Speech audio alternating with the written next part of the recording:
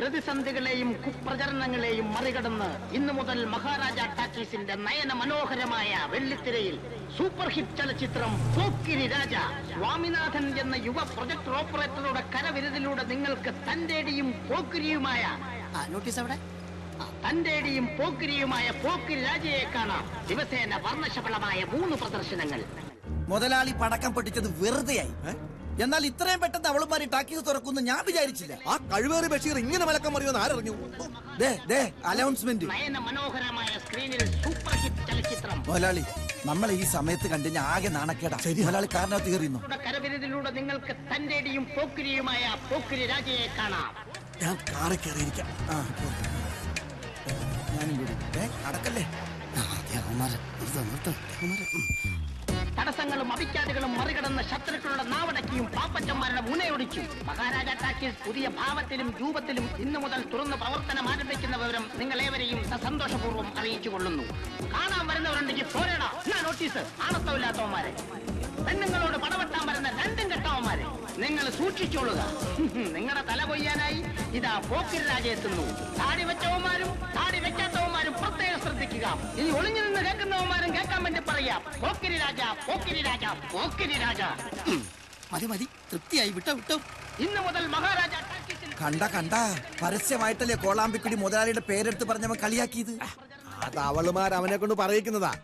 പക്ഷെ ഞാനാരാ മോൻ? അവളുമാർക്കിട്ടൊരു വലിയ വെടിമരുന്നിട്ടല്ലേ ഞാനിവിടെ വന്നിരിക്കുന്നേ.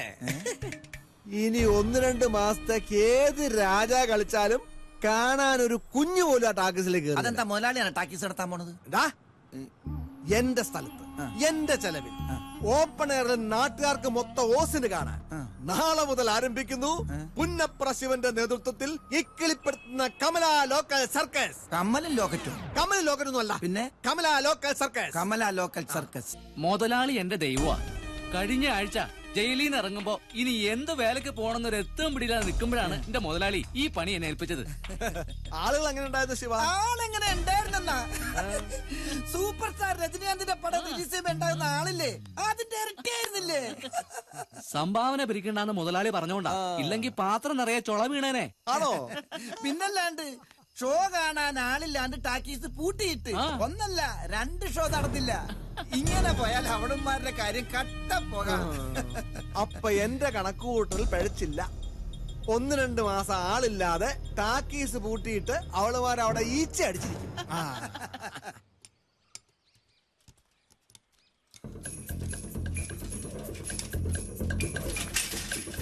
മുതലാളി, എന്താണ് രാവിലെ ആളുകൾ വിളിച്ച മനുഷ്യനെ പേടിപ്പിക്കുന്നത്? കമല സർക്കസ് മുങ്ങി. അയ്യോ, നാട്ടുകാർ ടെന്റ് വിളിച്ച് തീയിടുകയും ചെയ്തു. എന്റെ കർത്താവേ, അവളാ ആ വിമലി ആ സർക്കസ് കൂടാതെ തീയിട്ടത്. അവളെ മുതലാളി ഞാനൊന്ന് പറയട്ടെ. ആ സർക്കസുകാരൻ ശിവനില്ലേ, അവനല്ല ശിവൻ, പുന്നപ്ര ശിവൻ. കാര്യം പറയടാ. നമ്മുടെ ടെന്റിന്റെ അടുത്ത വീട്ടിൽ കുളിച്ചോണ്ടിരുന്ന കാമാക്ഷിയുടെ 3 പവന്റെ മാലയും പൊട്ടിച്ചോണ്ട് അവൻ ഓടി. ഈ മാലയും കൂടി ചേർത്ത് അവളുടെ 5ാമത്തെ മാലയാണ് പോണത്. എന്നിട്ട് കാമാക്ഷിയുടെ കരച്ചിലേട്ട് ഓടിക്കൂടിയ നാട്ടുകാർ അവനെ പിടിച്ച് പോലീസ് സ്റ്റേഷനിൽ എത്തിച്ചു. അയ്യോ, കുഴപ്പാവും. എല്ലാം കഴിഞ്ഞപ്പോഴല്ലേ കാമാക്ഷി കാര്യം പറയണം. എന്ത് കാര്യം? ആ മാല മുക്ക് കൊണ്ടുവരുന്നെന്ന്. ഈ ശിവനുണ്ടല്ലോ 40ഓളം കേസിലെ പ്രതിയാണത്രേ. മാല എവിടെ കണ്ടോ അത് പൊട്ടിക്കലാണ് അവന്റെ പ്രധാന ഹോബി. അല്ല, അവൻ പോലീസിനോട് എന്റെ പേരെങ്ങാനും പറയൂ? പിന്നെ പറയാതിരിക്കോ? മുതലാളിയല്ലേ അവനെ കൊണ്ടുവന്നത്. പേടിപ്പിക്കല്ലേ, അവൻ എന്റെ പേരൊന്നും പറയല. അങ്ങനെ പറഞ്ഞ് സമാധാനിച്ചോ? പാവം മുതലാളി. കാശ് മുടക്കാൻ മാത്രമേ യോഗമുള്ളൂ, ഒന്നിനൊരു ഫലമില്ല. പിന്നെ കടയിലെ സാധനങ്ങളൊക്കെ തീർന്നു. ആ ക്യാഷ് അവന്റെ കടയിൽ നിന്ന് മേടിച്ചോടാ. എന്നാലും ക്യാഷായിട്ട് തരില്ലല്ലേ? ജോലി ജോലി ജോലി പലവട്ടം ഞാൻ പറഞ്ഞിട്ടുള്ളതല്ലേ, പിന്നെ എന്തിനാ എപ്പോഴും എന്നെ കൊണ്ട് ഇങ്ങനെ വായിട്ടലപ്പിക്കുന്നേ? ചേച്ചി എന്നാലും ഒരെന്നാലും ഇല്ല. ഓരോ ദിവസവും ടിവിയിലും പത്രങ്ങളിലും ഒക്കെ എന്തൊക്കെ വാർത്തകളാ വരുന്നത്. ബസ്സിൽ പീഡനം, ട്രെയിനിൽ പീഡനം. പെൺപിള്ളാരെ പുറത്തേക്ക് വിടാൻ തന്നെ ഇപ്പൊ വീട്ടിലുള്ളവർക്ക് പേടിയാ. എന്തിന്? സ്കൂളിൽ ഓട്ടോറിക്ഷക്കാരന്റെ കൂടെ കൊച്ചിനെ വിടാൻ പോലും പേടിക്കുന്ന കാലമാ. പിന്നെങ്ങനാ? അതുകൊണ്ട് തൽക്കാലം എന്റെ മോള് ജോലിക്കൊന്നും പോണ്ട. ചേച്ചി, ഇത് UK-യിലൊരു കമ്പനിയുമായി ടൈപ്പുള്ള സ്ഥാപന. തന്നെയോ അല്ല, ചേച്ചി കരുതുന്ന പോലെ എല്ലാ ജോലി സ്ഥലത്തും അങ്ങനെയൊന്നും ഉണ്ടാവില്ല. എവിടെ പോയാലും നമ്മൾ നമ്മളെ സ്വയം ശ്രദ്ധിച്ചാ മതി. അതൊക്കെ ശരി തന്നെ, എന്നാലും വേണ്ട, ശരിയാവൂല. പാർലമെന്റിൽ പുതിയ വനിതാ ബില്ല് പാസാക്കിയത് ചേച്ചി അറിഞ്ഞില്ലേ? ഏത് ജോലി സ്ഥലത്താണേലും ഇനി ഒരുത്തന്നെ വിളച്ചിൽ സ്ത്രീകളോട് നടക്കില്ല.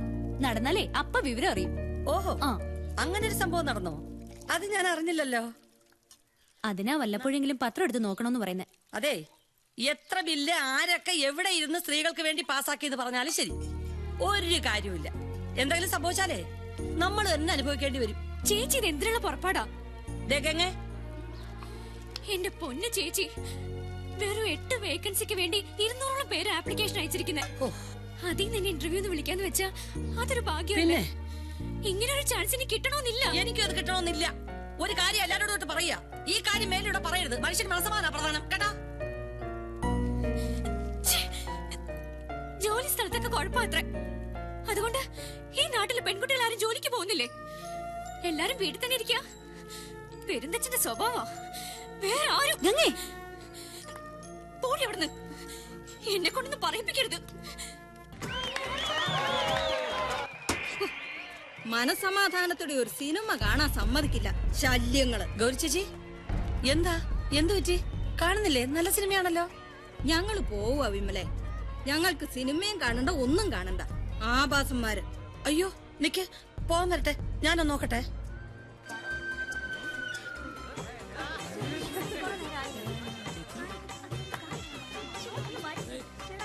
ചേച്ചി,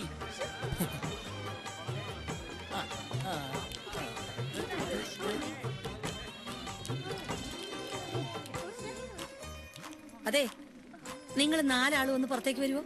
എന്തിനാ? അല്ല, ഒരു കാര്യം പറയാനായിട്ടാ. വന്നാട്ടെ സാർ, വരൂ. എന്താ കാര്യം നിന്ന് പോയി നോക്കി വരാം മോളെ. അല്ല, നിങ്ങൾ ചെറുപ്പക്കാരാണ്, ഇത്തിരി തമാശയൊക്കെ ആവാം. പക്ഷെ കാണാൻ വരുന്ന മറ്റുള്ളവരെ ശല്യം ചെയ്യുന്ന മോശമല്ലേ? ഓ വരട്ടെ വരട്ടെ. പൈസ കൊടുത്ത് ടിക്കറ്റ് എടുത്തിട്ടല്ലേ പടം കാണാൻ വരുന്നേ? അല്ല, എല്ലാരും അങ്ങനെ തന്നെയാണല്ലോ.